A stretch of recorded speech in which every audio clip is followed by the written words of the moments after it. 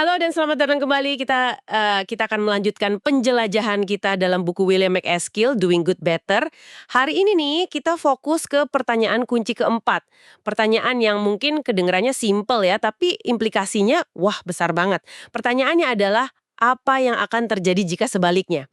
Atau gampangnya, gimana kalau kita nggak melakukan tindakan ini? Betul. Kita akan kupas bareng-bareng, kenapa mikirin skenario alternatif ini? Apa tadi istilahnya? Counterfactual ya. Iya, counterfactual. Kenapa itu penting banget gitu? Ini bukan cuma soal, kita merasa enak udah berbuat sesuatu, tapi gimana mastiin usaha kita tuh beneran bawa perubahan positif. Kita bakal lihat beberapa contoh dari buku ini, termasuk ada kisah yang cukup mengejutkan soal siapa sih pahlawan sejati di balik pemberantasan cacar. Siap ya buat pembahasan mendalam kali ini? Oke, mari kita mulai. Jadi intinya kan nggak cukup ya kita lihat sebuah tindakan itu hasilnya kelihatan bagus. Nggak cukup. Kita mesti bandingin sama dunia kalau kita nggak ngapa-ngapain gitu. Dampak tambahan apa sih yang sebenarnya kita bikin? Benar sekali. Ini kan kayak prinsip dasar di sains ya. Misalnya, dalam uji klinis obat deh. Kita nggak cuma kasih obat terus lihat, oh pasiennya membaik. Kita perlu kelompok kontrol kan? Kelompok pembanding yang nggak dapat obat buat tahu ini obat beneran bekerja nggak sih dibanding nggak diobatin sama sekali. Anehnya nih, prinsip sepenting ini kok ya sering banget kelewat gitu di dunia amal, di upaya-upaya sosial. Oh iya ya. Iya, kita gampang banget kejebak sama cerita yang bagus, narasi positif, tanpa nanya dibandingin sama apa. Contoh yang paling jelas mungkin program Scared Straight ya yang di Amerika itu. Dibahas juga di buku ini kan. Ah iya ya. Idenya kan kedengerannya ya masuk akal gitu ya. Bawa remaja nakal ke penjara, biar mereka lihat susahnya hidup di sana, ditakut-takutin sama napi, harapannya ya jadi jerak gitu. Terus ada cerita-cerita suksesnya juga yang nyentuh, kayak si Brandon itu 16 tahun yang katanya berubah banget abis ikut program itu. Programnya populer banget loh, sampai dibikin acara TV, diadopsi ratusan penjara. Kalau lihat sekilas gitu kesannya berhasil kan? Kesannya sih gitu ya. Tapi, nah justru di situ masalahnya kalau kita nggak nanya, gimana kalau sebaliknya? Untungnya ada peneliti yang iseng atau ya memang tugasnya melakukan itu. Mereka nggak cuma percaya cerita kayak Brandon tadi. Studi-studi yang bagus, yang berkualitas, kayak yang dilakuin Campbell Collaboration atau Washington State Institute for Public Policy, itu mereka pakai kelompok kontrol. Oke. Jadi, dibandingin tuh, remaja yang ikut Scared Straight sama kelompok remaja lain yang mirip tapi nggak ikut program. Terus hasilnya gimana? Emang seefektif itu? Hasilnya, nah ini justru sangat mengejutkan dan terus terang aja bikin khawatir gitu. Oh iya? Kenapa? Remaja yang ikut program Scared Straight itu ternyata lebih mungkin melakukan kejahatan di masa depan dibanding kelompok kontrol yang nggak ikut. Hah? Lebih mungkin? Iya, Jadi malah bikin buruk gitu? Bukan cuma nggak efektif, tapi malah memperburuk keadaan. Kok bisa? aneh kan? Kontraintuitif banget. Ada beberapa hipotesis sih yang coba jelasin ini. Pertama, ada fenomena statistik namanya regresi ke rata-rata. Gini deh, bayangin remaja yang dipilih buat program ini kan biasanya yang lagi nakal-nakalnya tuh. Lagi puncak-puncaknya masalah. Nah, secara statistik aja, kondisi yang ekstrim gitu cenderung bakal membaik sendiri seiring waktu. Balik lagi ke arah rata-rata. Nggak peduli ada intervensi atau enggak. Oh, jadi perbaikan yang kelihatan di beberapa anak itu mungkin emang bakal kejadian juga gitu ya, tanpa program. Bisa jadi begitu. Terus, yang kedua, ini hipotesis yang lebih bikin resah. Mungkin sosok napi yang sangar itu bukannya nakutin, malah secara nggak sengaja jadi kayak panutan negatif atau malah menormalisasi perilaku kriminal buat sebagian remaja ini. Waduh. Analisisnya bahkan nunjukin tiap dolar yang dipakai buat program ini itu malah ngerugiin masyarakat sekitar $203. Gara-gara ya kejahatan nambah, biaya nahan orang juga nambah. Astaga, ini pelajaran penting banget ya. Jadi insight-nya bukan cuma, program ini gagal, tapi lebih ke, intuisi yang kedengerannya logis sama niat baik aja tuh nggak cukup. Tepat sekali. Tanpa ada pengujian serius, tanpa mikirin apa jadinya kalau sebaliknya, kita bisa aja dukung sesuatu yang bukan cuma sia-sia, tapi malah bahaya aktif gitu ya. Tepat. Ini kayak standar yang kita minta buat obat deh. Kita nggak bakal terima obat baru cuma modal testimoni 1-2 orang atau perasaan kayaknya manjur nih. Kita Iyalah. butuh uji klinis yang ketat, ada kelompok kontrolnya. Seharusnya ya standar yang sama kita terapin juga buat program-program sosial yang ngakunya bawa kebaikan. Pertanyaan kritisnya selalu, dibandingin sama apa? Nah, bener banget. Sekarang coba kita lihat sisi lain medalinya nih. Gimana kalau mikir counterfactual ini malah bisa nunjukin dampak positif yang tadinya nggak kelihatan? Contoh klasiknya kan pemberantasan penyakit cacar ya. Ini salah satu kemenangan terbesar kesehatan masyarakat dunia. Betul? Katanya nyelamatin sekitar 60-120 juta nyawa sejak dinyatakan musnah tahun 77. Angka yang gila banget. Luar biasa. Nah, kalau kita dengar ceritanya nih, biasanya siapa sih yang disebut pahlawannya? Seringnya kan nama D.E. Henderson ya, dokter Amerika yang mimpin kampanye global dari WHO itu. Betul, peran Henderson di lapangan, implementasinya itu memang sangat besar, nggak bisa diremehin sama sekali. Tapi McAskill di bukunya ngajak kita ngelihat lebih dalam lagi, pakai kacamata counterfactual. Dan dia nemuin sosok lain yang mungkin dampaknya jauh lebih fundamental, jauh lebih mendasar, meskipun namanya jarang banget disebut. Namanya Viktor Zdanov. Viktor Zdanov, kayaknya saya baru dengar deh namanya. Siapa dia? Dari mana? Dia ahli virologi dari Ukraina, waktu itu kan masih bagian Uni Soviet ya. Oke. Nah, di tahun 1958, pas pertemuan Majelis Kesehatan Dunia, World Health Assembly itu, lagi puncak-puncaknya Perang Dingin loh ini. Wah iya ya, tegang itu. Oh, mulai kampanye global buat memberantas cacar sampai tuntas. Ingat ya, waktu itu belum pernah ada penyakit manusia yang berhasil diberantas total. Banyak yang skeptis pastinya. Tapi entah gimana, Zdanov berhasil yakinin majelis itu. Oke, ini menarik nih. Sekarang kita coba pakai pertanyaan kunci kita. Apa yang bakal terjadi sebaliknya? Gimana kalau Zdanov nggak ada di sana tahun 58 itu? Nggak ngasih dorongan krusial itu? Kemungkinan besar sih ya, cacar pada akhirnya akan tetap diberantas.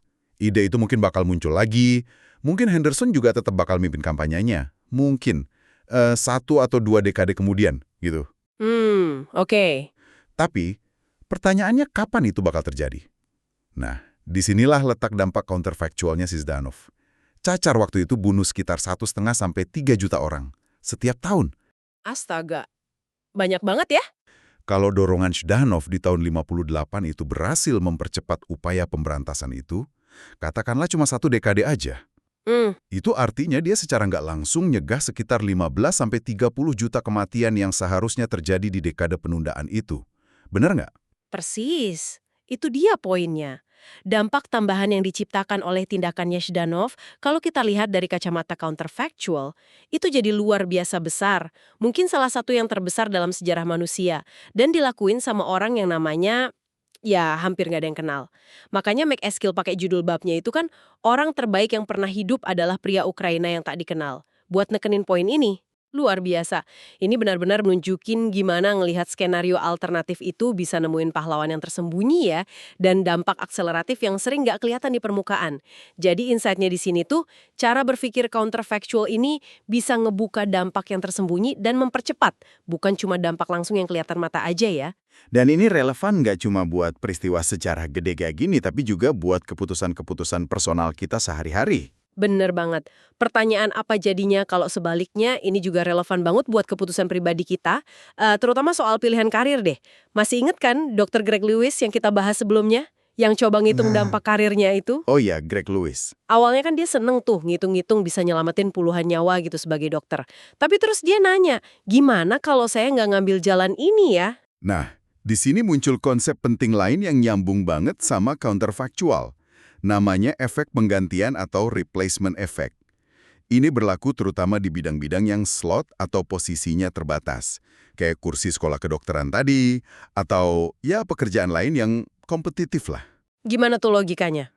Logikanya gini, kalau Greg nggak ngambil 1 kursi di sekolah kedokteran itu, kemungkinan besar kursinya nggak bakal kosong dong. Iya, pasti ada yang ngisi lain ya. Bakal ada orang lain, mungkin kandidat nomor 2 yang pinternya 11-12 lah sama Greg, yang bakal ngisi kursi itu dan ya tetap jadi dokter juga. Wah, ini penting banget sih.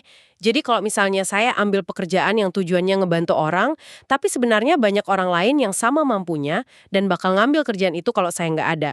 Berarti kontribusi tambahan saya mungkin nggak sebesar yang saya bayangin dong ya? Tepat. Kontribusi marginal Anda alias perbedaan yang hanya Anda buat bisa jadi jauh lebih kecil daripada dampak rata-rata orang di posisi itu. Greg sadar soal ini. Setelah dia mikir, oh kalau gue nggak jadi dokter di Inggris, ya paling ada orang lain yang hampir sama bagusnya gantiin gue. Dia revisi lagi tuh estimasi dampak tambahannya. Jadinya cuma setara nyelamatin 1 atau 2 nyawa selama karirnya. Ya tetap berharga sih, jelas. Tapi kan jauh banget bedanya dari 70 nyawa di awal. Jauh banget ya. Terus apa dong implikasinya buat orang yang pengen memaksimalkan dampak positif lewat karir? Apa jadi dokter itu bukan pilihan bagus jadinya? Bukan berarti gitu juga sih. Tapi ini ngebuka kemungkinan lain yang mungkin lebih berdampak kalau dilihat secara kontrafaktual. Ini ngarah ke ide yang namanya earning to give. Atau apa ya, menghasilkan untuk memberi kali ya. Oke, earning to give. Gimana tuh? Idenya gini, daripada kerja langsung di sektor sosial yang peminatnya banyak dan penggantinya gampang dicari, di mana dampak marginal kamu kecil, mungkin kamu bisa pertimbangin karir di bidang yang gajinya tinggi banget. Loh, kok malah gitu? Bisa nyumbang dalam jumlah besar ke intervensi sosial yang paling efektif biayanya. Coba deh, bandingin pilihan Greg setelah dia mikir counterfaktual. 1. Jadi dokter di negara kaya kayak Inggris, dampak tambahan cuma setara 1-2 nyawa. 2. Jadi dokter di negara miskin, misal di Ethiopia, dampaknya bisa 100 kali lipat. Mungkin setara 140 nyawa selama karirnya. Kenapa? Ya, kebutuhannya lebih gede, penggantinya jauh lebih sedikit. 2. Jadi dokter di negara miskin, misal di Ethiopia. 3. Jadi spesialis medis bergaji tinggi di negara kaya, misal ahli onkologi, gaji mungkin $200.000 setahun, terus dia donasi setengahnya, $100.000 setahun, ke badan amal paling efektif, misal buat kelambu malaria dari Against Malaria Foundation, yang biayanya sekitar $3.400 per nyawa terselamatkan. Berarti dengan 100.000 itu dia bisa nyelamatin sekitar 30 nyawa ya? Sekitar 30 nyawa. Setiap tahun. Lewat donasinya aja, itu kan jauh lebih besar dari 2 opsi lainnya tadi. Wow, ini benar-benar muter balikin asumsi umum ya. Saya jadi ingat anekdot di buku itu soal jurnalis yang nyinyirin ahli bedah kosmetik. Ah, iya ya. Dianggapnya kan nyanyain bakat gitu. Tapi kalau dipikir secara counterfactual, kalau si ahli bedah ini dapat duit banyak banget, terus dia donasiin ke program kelambu malaria misalnya, dia bisa jadi nyelamatin jauh lebih banyak nyawa daripada kalau dia kerja di klinik di Afrika yang mungkin udah ada dokter lain yang siap gantiin dia. Itu ilustrasi yang bagus banget. Tentu ini hitung-hitungan yang disederhanain ya, banyak faktor lain lah milih karir. Tapi prinsip berpikir counterfactual sama replacement effect ini kuat banget buat bantu kita evaluasi di mana kita bisa bikin perbedaan terbesar. Insight-nya, cara paling berdampak buat berbuat baik dengan karir kita tuh mungkin nggak selalu yang paling jelas atau yang rasanya paling langsung gitu. Kita perlu nanya terus ya, di mana kontribusi tambahan kita itu paling signifikan. Betul.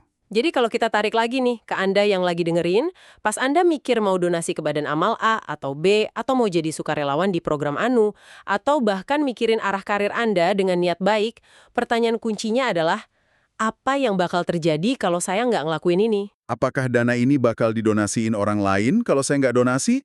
Apakah kerjaan sukarela ini bakal dilakuin orang lain yang sama efektifnya? Apakah hasil positif dari program ini bakal kejadian dengan sendirinya? Mungkin cuma sedikit lebih lambat aja? Pertanyaan ini tuh kayak filter gitu. Filter ya, buat nyaring mana yang beneran ngefek, mana yang ya gitu-gitu aja, atau malah kayak scared straight tadi, kontraproduktif. Iya, dan yang lebih penting lagi, ini bantu kita ngarahin sumber daya kita, waktu, uang, energi, ke tempat di mana kontribusi Anda itu benar-benar bikin perbedaan tambahan yang signifikan. Seringkali, seperti yang disinggung di pertanyaan kunci lain di buku ini, itu adanya di area-area yang terabaikan, yang kurang populer, di mana setiap tambahan bantuan itu punya dampak marginal yang besar. Jadi ini bukan soal ngecilin arti niat baik atau tindakan ngebantu ya, tapi lebih ke gimana kita bisa lebih pintar, lebih strategis buat wujudin niat baik itu jadi dampak positif terbesar yang mungkin kita bisa capai. Betul sekali. Jadi rangkuman dari pembahasan kita hari ini nih, fokus ke pertanyaan keempat dari Doing Good Better. Mikir counterfactual. Apa yang akan terjadi jika sebaliknya? Itu alat yang luar biasa ampuh. Kita udah lihat gimana dia bisa ngebongkar bahaya tersembunyi kayak di kasus Care Street, Mm-mm. nemuin pahlawan tak terduga kayak Zdanov, Iya. dan ngubah cara kita ngelihat dampak karir lewat ide earning to give. Intinya sih ini dorong kita buat mikir lebih jauh dari sekedar bikin perbedaan, tapi gimana caranya bikin perbedaan terbesar yang kita bisa. Dan ini butuh pemikiran kritis, nggak bisa cuma ngandalin perasaan hangat di hati atau intuisi aja. Nah, sebagai penutup nih, ada satu pemikiran yang agak provokatif buat Anda bawa pulang. Ini juga disinggung McCaskill, nyambung ke konsep nilai harapan atau expected value, yang dekat banget sama counterfactual. Kita kan sering ngerasa ya, tindakan individu kita tuh kecil banget dampaknya. Misalnya, Anda mutusin nggak makan ayam hari ini karena peduli isu peternakan industri. Emang satu porsi ayam itu ngubah apa sih? Nah, logika counterfactual dan expected value ini ngasih cara pandang yang beda. Mungkin 99% kejadian, keputusan Anda itu nggak mengubah pesanan supermarket sama sekali. Stok mereka tetap segitu. Iya, kemungkinan besar gitu kan? Tapi, mungkin ada 1% kemungkinan keputusan Anda itu jadi yang terakhir sebelum total penjualan bulan itu turun di bawah batas tertentu. Dan itu micu manajer buat ngurangin pesanan dalam jumlah besar buat bulan berikutnya. Oh, jadi ada kemungkinan kecil tapi dampaknya bisa besar gitu ya? Betul. Meskipun kemungkinannya kecil banget, dampak pas kejadiannya itu bisa jadi besar. Jadi, pertanyaannya bukan lagi apakah tindakan saya pasti ngubah dunia, tapi lebih ke berapa nilai harapan dari tindakan saya. Yaitu, ya kemungkinan kecil dampak besar tadi dikaliin sama seberapa besar dampaknya itu. Wah, ini jelas ngubah cara kita ngelihat pilihan-pilihan kecil sehari-hari ya. Bukan cuma soal ayam tadi, tapi banyak hal lain. Gimana kerangka berpikir ini bisa Anda terapin dalam hidup Anda? Pertanyaan menarik buat direnungkan deh. Oke, terima kasih banyak sudah menyimak pembahasan mendalam kita kali ini. Sampai jumpa di kesempatan berikutnya ya.